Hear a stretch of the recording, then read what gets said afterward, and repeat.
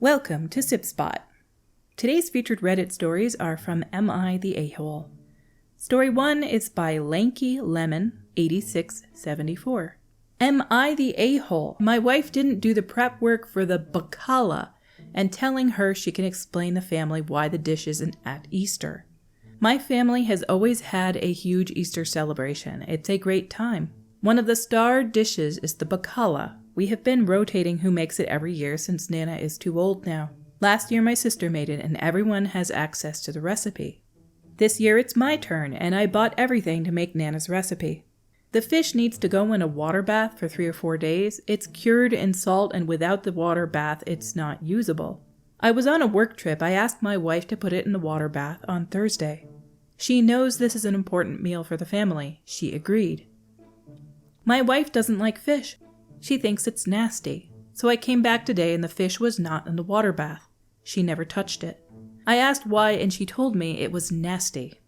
This started an argument. I am pissed she didn't do the 5 minutes of prep work for the dish, that she knows this is an important meal for the family. I told her she can inform my family why the dish isn't there. It can't be done now. She thinks I'm a jerk for throwing her under the bus. Edit. It's a dried salted fish. It's like cardboard. Yes, I'm trying to fix it. Not working. It's too big for it to be ready for tomorrow. Also, I'm getting multiple comments on this. The tub has a hookup and puts new water in. It was already hooked up, so she didn't even need to change the water. The old water will overflow from the 2 holes near the top by the lid. My dad made it years ago. 2 points in this. She is the a-hole because she agreed to do it and just didn't. So yes, she's an a-hole there. But my question for you is, why didn't you do this beforehand? If it's a dried, cured fish, why didn't you prepare it before you went on your business trip? You went on your work trip and you're like, oh, I forgot to do this. And then she is the a-hole because she agreed to do it and didn't do it. But I still think if it's a dried, cured fish, you could have pre-prepared it before you went on your work trip. I'm assuming that dried, cured fish can stay for quite a while, right? But maybe not. Dried cured fish to me sounds disgusting. I'm not a fish fan either, but I would handle it if I said that I would. Just as I can't stand onions, I hate onions, but there's certain dishes that I have to put onions in, and I will cut it up and get tears in my eyes for as long as it takes if there's a good dish that's going to be made from it, or if people are expecting it. Our next story today is by Responsible Bug 323. Am I the a-hole for leaving my disabled friend behind as she was late? I'm 25 and my friend is 22 female, with a -A after it. I don't know what that means. Had made plans to go to see a concert. I had managed to get some good tickets for a great price. For context, we're both neurodiverse. I do get stressed out about lateness or changes to plans, admittedly. I also had paid for the concert tickets and travel tickets. The agreement was she'd cover food and drinks. A. Oh, we're going to call her A. I see why they put -A in now. It's her name. A is consistently late to things. This has led to conflicts before.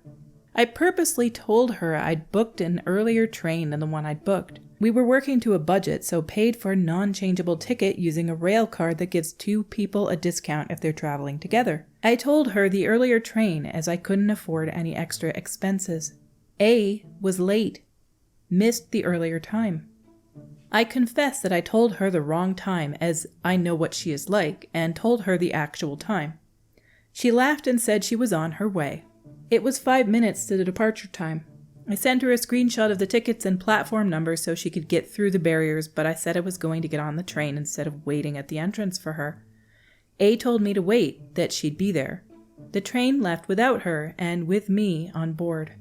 A rang me, asked me where I was, and I told her I was on the train, but if she spoke to the ticket desk, they could help her book a later train if she still wanted to come. She started shouting at me, saying I was horrible for leaving her behind, and that I knew she couldn't afford another ticket.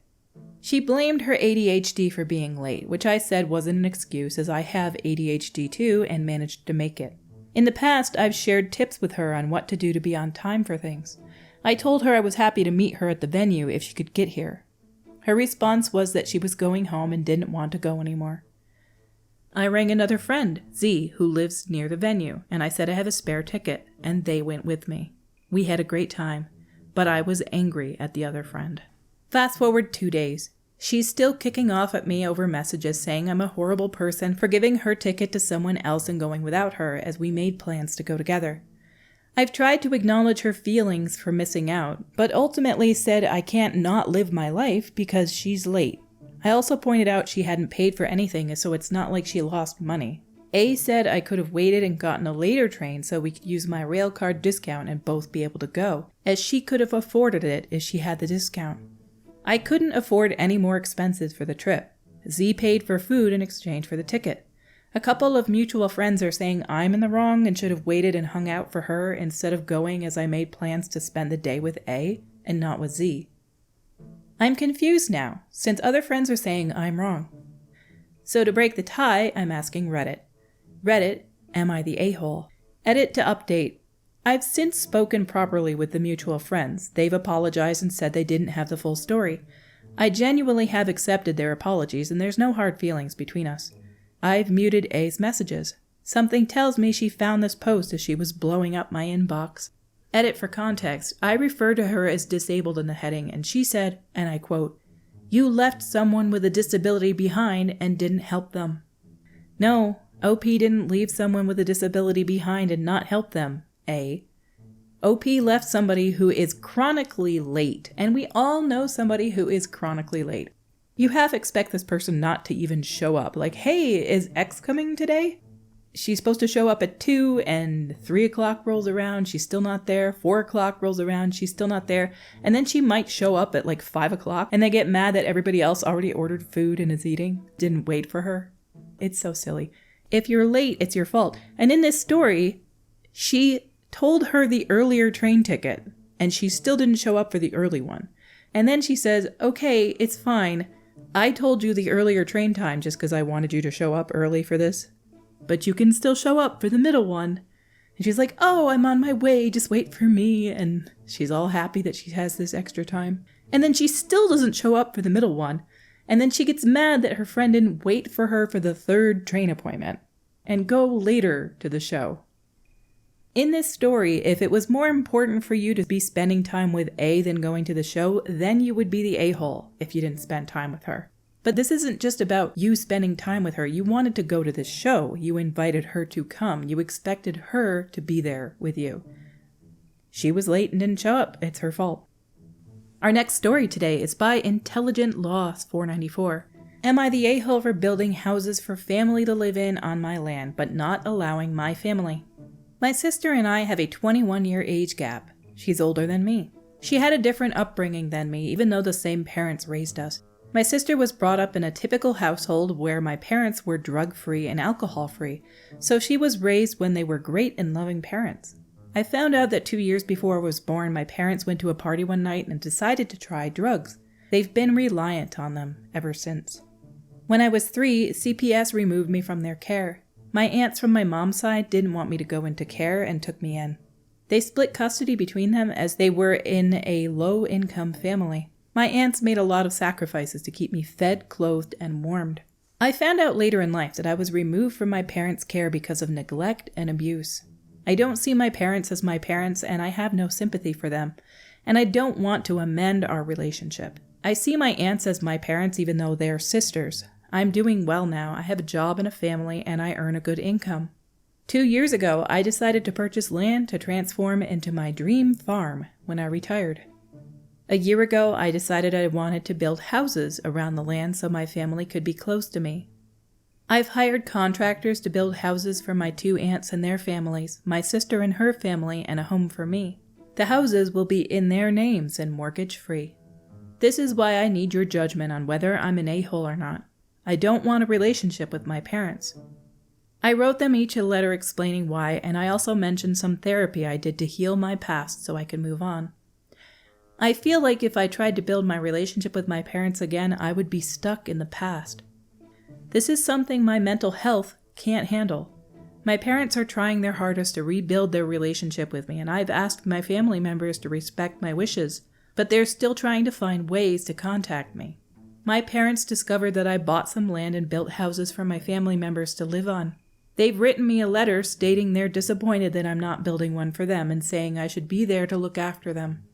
My parents have no savings at all, and some of the family members are on the fence about this. Some think I should build them a house mortgage-free as it would make their income a lot better as they wouldn't have to rent, but some are on my side. Am I the a-hole? You don't see them as your family. They may be your biological family, but they didn't raise you. In a way, they messed up your life because you sound like you turned it around pretty well. Like, you didn't fall into the same pitfalls they did. They didn't raise you. You weren't even kind of close to them. They just want to move in with you now because they see that you have stability. Like, you did really well in your life, so now they're like, hey, you should be taking care of us now. No, that's not how it is. That's simply not how it should work out. You gave houses to the people who raised you and loved you and took care of you. You owe them nothing. They're basically strangers to you. Just because they gave birth to you doesn't mean you owe them anything. Our last story today is by Pewtesvk.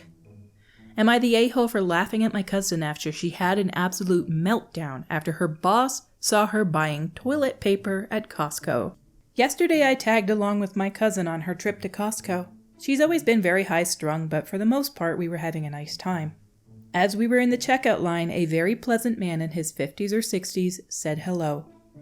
My cousin introduced him as the man who owns the company she works for. I sort of stood by as they had normal small talk, and he even complimented her on helping out with a huge sale, even though she's not in sales, and he said that they were still working out what the bonus was going to be, but was going to be more than they initially thought.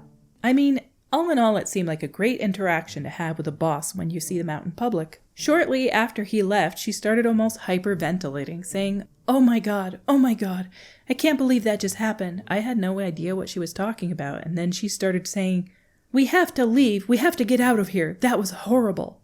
I said I had $300 worth of groceries, and I can't come to Costco, I can't leave. She actually walked away and sat down in the food court, and I was still so lost, but her leaving caused an even bigger scene because I had to go find her because she needed to scan her membership card. She was in absolute hysterics at this point, and even the cashier asked if she was okay and if they could get her some water. We paid and walked out, and she appeared to be so physically weak I told her to lay down in the back seat and I would load everything and drive. As I was driving, I finally asked her what was going on, and she screamed at me, my boss just saw me buying toilet paper. Do you know how humiliating that is? I actually thought I misheard her, so I said, wait, this whole thing is over toilet paper? She screamed, yes, I'm probably going to get fired. I asked her if she seriously thought she was going to get fired for buying toilet paper. She said yes, that she can't let anyone at work know her private life. I told her I doubt he even noticed, and I also doubt he thinks about her bathroom habits, but he probably assumes she poops and pees like everyone else. Then she screamed back, your job is so easy, you couldn't possibly understand how much pressure I'm under at work. I'm going to lose it. At this point, I lost it and started laughing harder than I knew was possible. Not only was it ridiculous, but I felt like she was attacking me instead of going back and forth. I felt finding the humor was the way to go. She said, you're actually laughing at me? You're such a jerk. I do you a huge favor and you're laughing at me? She got to my house and dropped me off and sped off with my groceries. I called my aunt to make sure they at least got put in the fridge, but my aunt said my cousin overreacted, but I'll probably need to apologize to be able to get my stuff. Am I the a-hole? It's not like she was buying intimate toys at the store. She was buying toilet paper. Yes, there are people in the world that use bidets, and maybe the boss uses a bidet, but nobody sits around at home being like, I saw her today and she had toilet paper. She wipes her butt. I gotta make sure I fire her because she uses toilet paper. There's absolutely no reason that she loses her crap like this, for lack of a better word here. I feel like she struggles to keep it together while she's at work, and she's just having this breakdown because that's the only way she can deal with the stress of work, and that's a really unhealthy way to live your life. Having that much of a meltdown over toilet paper is insane. So she should maybe reevaluate her workplace if she thinks that it's that stressful that her boss saw her buying it. Our stories for today have come to a close. Until we meet again, have a perfect day.